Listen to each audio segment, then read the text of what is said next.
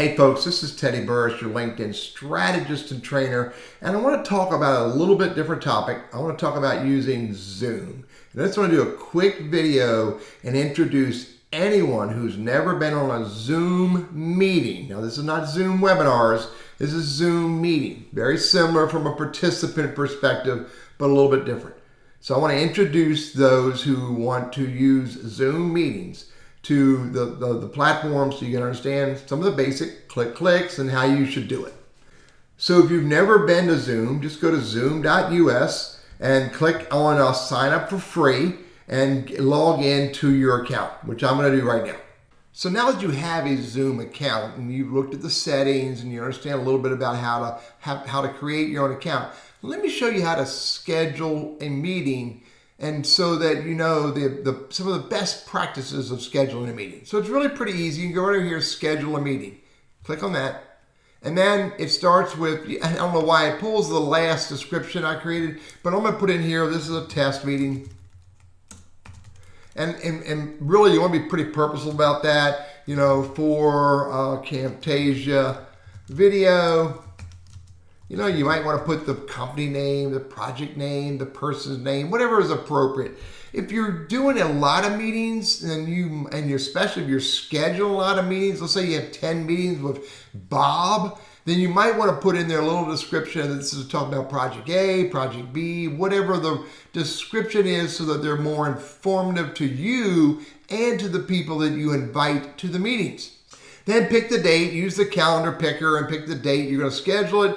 Pick the time, you know, from midnight to whatever, you know, 4 p.m. if I want to schedule for p.m. So pick the amount of time you want your meeting for, you know, an hour, 2 hours, 3 hours if you want to make people go crazy, you know, or you can have it for less, you know, 15, 40, 30, 45 minutes. By the way, if you're using free Zoom as the host, you're the host of a Zoom meeting, then you're capped at 40-minute meetings for you and others, because others makes it a group meeting. So be very cognizant about that. Then you pick your time zone. I usually use the time zone that's in my area for the time zone. And by the way, anytime I send a calendar invite or an email, I tell them that this meeting is scheduled for 4/08/2020 at 4 p.m. Eastern time. I always put the time zone in there. Maybe it's not a big deal if you're all in the same time zone, but sometimes you may not be. Here's another neat thing. Recurring meetings. So I can say this meeting is every day, every week, every month. If it's a group of people I work with on a regular basis, then I can say no fixed time. If I create a recurring meeting with no fixed time, I can use it as often as I want, any day, any hour, multiple times during the day, etc., etc. I believe that no fixed time recurring meetings are only good for a year. So that's a pretty long time, and you have to create a new one for the next year.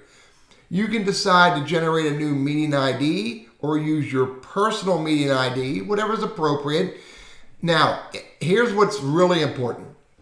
If you're using Zoom meetings, so I really encourage you to have a meeting password if you're going to, it's a safer way to secure your Zoom meetings, especially since there are people out there their only job is to cause havoc. Here's another option. I can turn on the host video, turn on the participant video, or leave it off. I can always invite people to turn them on later. The next choice is audio. Do I want people to always use a telephone, only use computer audio, or allow them to use either or? Now in the meeting options, I can let them join before the host so that people can sign in before I show up if I'm the host. I can mute all participants upon entry. Now this enable waiting room is pretty neat, especially if you're not really sure who's going to show up to your meeting. So you can enable waiting room, so all of them will show up in a waiting room, and then I have to click them and invite them into the actual meeting. Again, very useful if you're not sure who's going to show up, so you can vet them before you let them into the meeting or kick them out.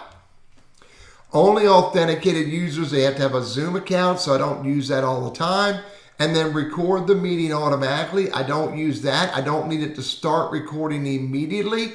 I'll turn the recording on once I get started.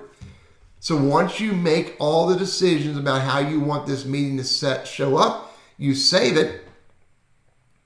And then you can see there's the meeting ID. Here's the URL with the encrypted password. By the way, the password's right there, but I've changed the password of every meeting.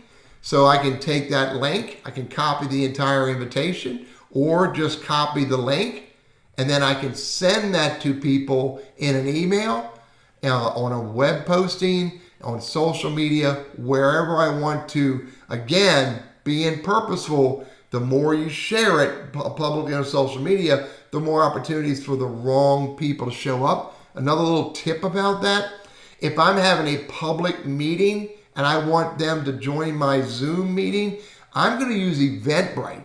Require them to sign in to Eventbrite.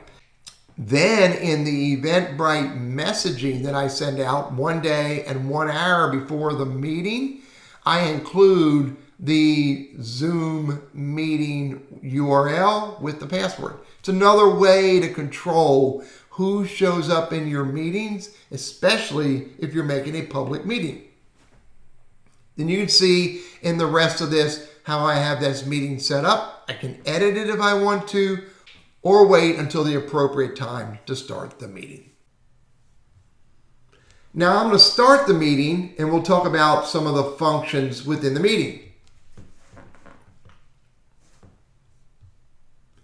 Now I've started the meeting, and this is what you see when you start a meeting. I like the little dashboard here because I can copy that password if someone messages me or texts me and say, oh, Teddy, I lost the URL. I can click on that, copy it, and go paste it in an email or a text message or whatever is relevant, okay?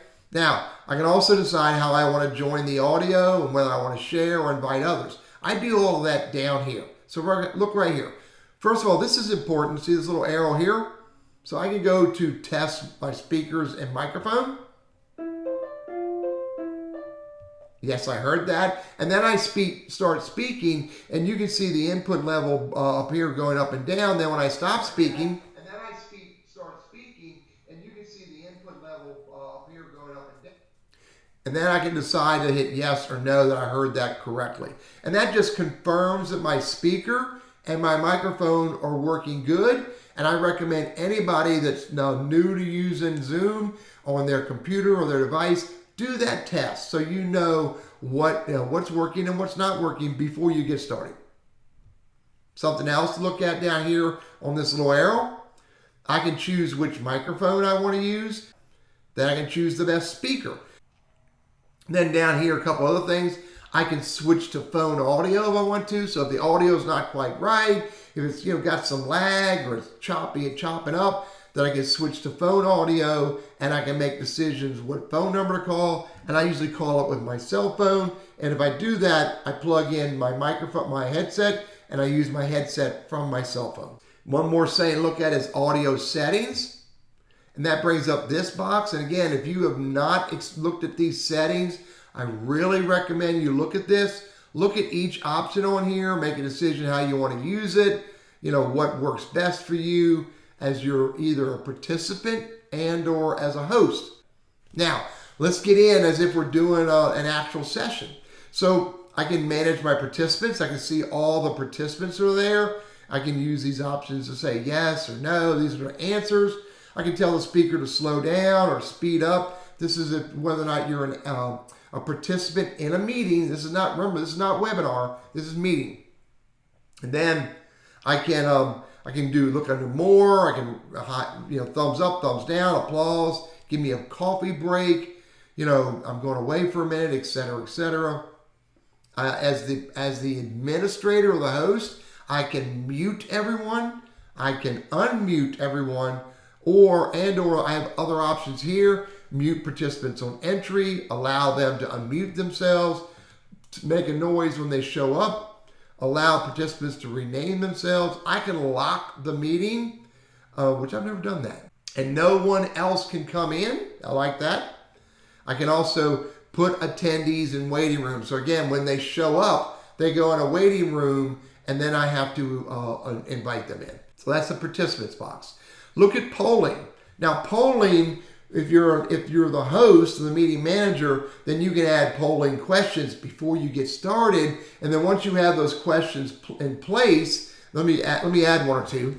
And when you go to add a polling question, it's going to kick you off into the website for this Zoom meeting so you can manage polls. So I can add those and then save them. So now in polling questions, I can go ahead and I can launch the poll. I can't launch an individual question, but I can launch the poll. And then when I do that, it shows up here for people to choose which one they want.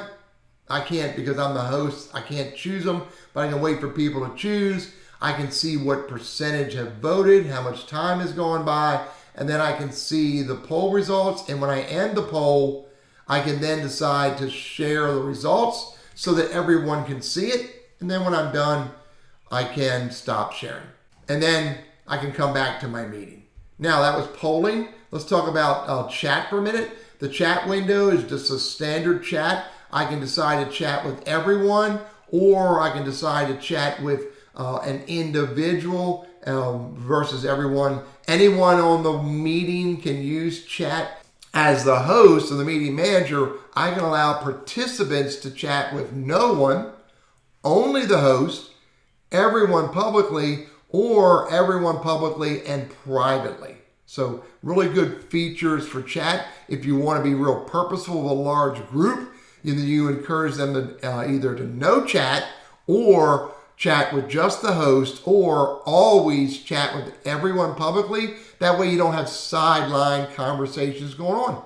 Here's the record button. So if I didn't already start recording, I can say record on this computer or in the cloud. So when I hit record on this computer, notice up here it's going to say recording. So all the attendees will see that I am recording right now. If I am recording, then I can come down here and I can pause it, or I can stop it. And if I stop it, I can start it back up again, get it going. If I pause it, I can resume it. If you stop a recording and create another one, you're going to get two recording files. If you pause a recording and you resume it, it'll have one recording file. I have not experimented with breakout rooms yet. I'm going to do that soon. I would think that breakout rooms would be more conducive to larger groups. I just don't have large group meetings. So one of these days I'm going to experiment with it. And then under more, you'll see those options. I can go live to Facebook, even with Zoom meetings. I believe you have to have the paid version. You can't do this with the free version. I can go live on YouTube as well. And so when you go live on Facebook, you got to choose where you want to go, your personal profile, into a group or on a company page. And it works pretty good. For a while, it didn't work well, but it works pretty decently today. Note, if you're live on Facebook or live on YouTube and you're live in Zoom, it's a little bit more work to manage it because the live Facebook or live YouTube is delayed. It's not in the same timing as live in Zoom. And if you're really going to use live Facebook or live YouTube, then you got to pay attention to, you may want to pay attention to the comments that are going on Facebook, as well as the comment and chat going on Zoom. I actually don't. I very purposely say I'm not going to pay attention to live Facebook comments. I'll come back and deal with those later. So I can pay attention to the people who are in my Zoom meeting. The last thing to share with you here is the share button. So I have share options. If I go to advanced sharing options, it's going to say I can do one participant can share at a time, multiple at a time with dual monitors recommended, who can share, only host, all participants, who can share, start sharing. If I have all participants can share, then I can say who can start sharing. I typically say one at a time and only the host. And if I want a participant to share, then I make them a host or a co-host. And the very last button here is the share button. So if I hit the share button, Then I can share whatever I want to share. I'm going to hit share. I usually share a whiteboard and I put some notes in there before we get started. So those who show up before me, who are not in a waiting room, those who show up for me can see what the topic's about, the agenda, maybe some housekeeping rules, etc., etc. But then when I go live, I share my desktop. Now, this is important. I'm going to hit share my desktop. I'm going to hit share button. Now, when you share your desktop, they can see everything that's on your desktop if you let them. Now, you'll notice here, I dropped this window down. If you notice right here, that I have all these other tabs going on in Chrome. Well, that befuddles people. They don't need to see that. So I usually pull the tab out that I want to share and make that a full screen. So I only share what I want them to see. Remember, they can see everything you have on your desktop if you let them. So if I switch over and go to my Camtasia or I go to my Evernote or my Slack or whatever, they can see that.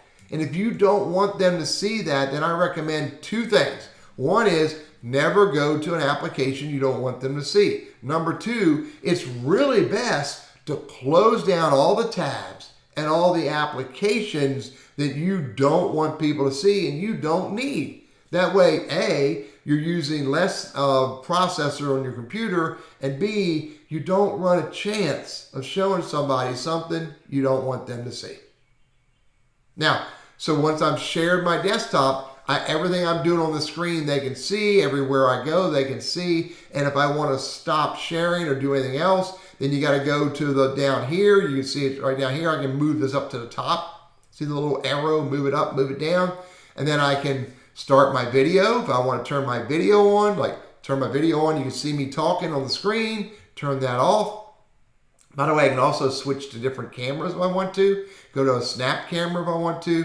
And play around with that, do whatever I want to do. Then I also, at this point, I can hit stop share. And when I stop share, it goes back to nothing. So sometimes it's best to have your camera running so people can see you when you're talking, when you're not sharing anything. And then at this time, I'm done.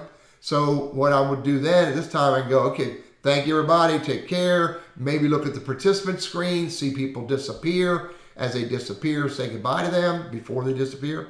And then when I'm all done, hit end meeting, end for all. And then you'll see the converting meeting recording. This starts up, it takes the recording and it makes it into an MP4 file. When it gets done, it'll tell you where it's saving it. I typically will take that recording and I'll rename it so I know exactly what that recording was. And then I will put it in, for me, I'll put it in Dropbox so I can share it as a Dropbox link, or I just go ahead and push it up to YouTube, either make it public if it should be public, make it unlisted if it should be unlisted, so that others can get to it. I'm Teddy, your LinkedIn strategist and remote virtual trainer. Quick little class on using Zoom meetings. I hope that's helpful for you.